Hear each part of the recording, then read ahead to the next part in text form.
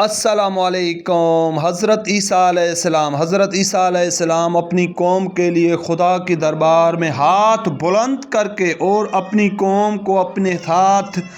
کھڑا کر کے خدا کے دربار میں دعا مانگتے تھے کہ اے میرے پروردگار، میری قوم کو ہمیشہ خوش اور آباد رکھنا،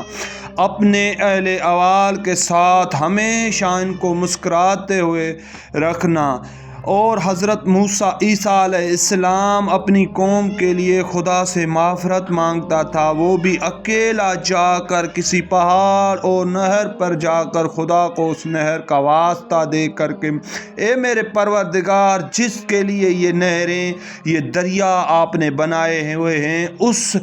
اس شخصیت کا آپ کو واسطہ ہے کہ میری امت کی اصلاح کرنا اور میری امت کو یہ اخلاق اور یہ سمجھ دینا کہ تیری عبادت کرتی رہے اور تیری ثنا کرتی رہے اور میں موسیٰ کو موسیٰ مانتی رہے۔ اور حضرت موسیٰ علیہ السلام ایک دن اپنے